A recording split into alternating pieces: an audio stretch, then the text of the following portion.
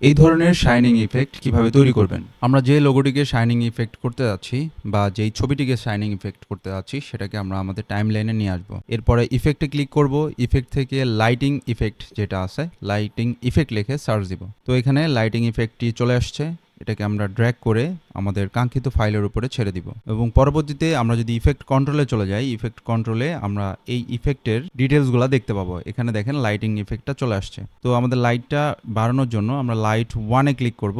Spot light আছে, spot light থেকে আমরা সিলেক্ট করে দিব হচ্ছে ডিরেকশনালে। এখান থেকে ইন্টেন্সিটি যেটা আছে, ইন্টেন্সিটিটা একটু বাড়িয়ে দিতে পারি। ইন্টেন্সিটি বাড়িয়ে দিলে আমাদের যে কালারটা আছে, কালারটা আরো বেশি লাইট হবে। এখান থেকে যে শেপ টুলগুলো রয়েছে, এখানে পেন টুল রয়েছে, আমি পেন টুলে ক্লিক করব। আমাদের যে আইকনটি রয়েছে, আইকনের ঠিক বাইরে আমরা একটি শেপ ক্রিয়েট করব। আমরা বাইরে একটি শেপ ক্রিয়েট করব। শেপ ক্রিয়েট করা হয়ে গেলে আমরা এখান থেকে এই যে মাস্ক যেটা আছে, মাস্কের নিচে মাস্ক পাথ লেখা রয়েছে, মাস্ক পাথের যেই কি ফ্রেম রয়েছে, কি ফ্রেমটি অন করে দিব। অন করে দিলে আমরা যে শেপটা তৈরি করেছিলাম শেপটা কিন্তু হাইড হয়ে যাবে।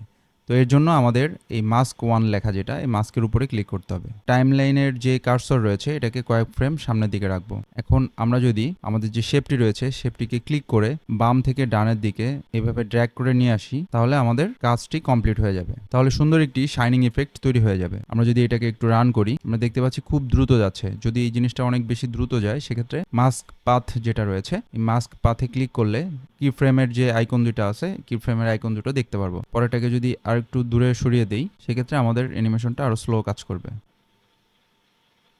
এখন স্লো কাজ করতেছে। এখন আমাদের যে শাইনিং ইফেক্টটা রয়েছে এইটাকে আর্টিফিশিয়াল দেখা যাচ্ছে। তো এটাকে আমরা একটু কাস্টমাইজ করার জন্য ফেদারটাকে একটু বাড়িয়ে দেবো। আমরা চাইলে আমাদের যে শেপটা তৈরি করেছিলাম এই শেপটিকে কিন্তু আরো একটু বড় করে দিতে পারি। এখানে মাস্ক এক্সপেন্ড যেটা রয়েছে এটাকে একটু হালকা বাড়িয়ে দেবো। শাইনিং যে এরিয়াটা রয়েছে এরিয়াটা আর একটু বড় হবে। এখন যদি আমরা রান করি তাহলে আমরা দেখতে পাচ্ছি আমাদের চমৎকার একটি শাইনিং ইফেক্ট তৈরি হয়ে গেল। তো ওই ফাইলটিকে আমরা এক্সপোর্ট করার জন্য আমরা ফাইলে ক্লিক করব। ফাইল থেকে হচ্ছে এক্সপোর্টে ক্লিক করব। এক্সপোর্ট থেকে মিডিয়ায় ক্লিক করব। এখান থেকে আমাদের কুইক টাইম যেটা আছে, কুইক টাইম সিলেক্ট করব। কুইক টাইম এবং এখানে আমাদের ভিডিও যেটা আছে, ভিডিও থেকে এখান থেকে অ্যানিমেশন আমরা সিলেক্ট করে দেব। এখান থেকে ডেপথ যেটা আছে, ডেপথ হচ্ছে 8 বিপিসি প্লাস আলফা সিলেক্ট করে ফেলবো। তারপর আমরা এক্সপোর্টে ক্লিক করব। তো এক্সপোর্টে ক্লিক করলে আমাদের কাঙ্ক্ষিত ফাইলটি কিন্তু এক্সপোর্ট হয়ে যাবে।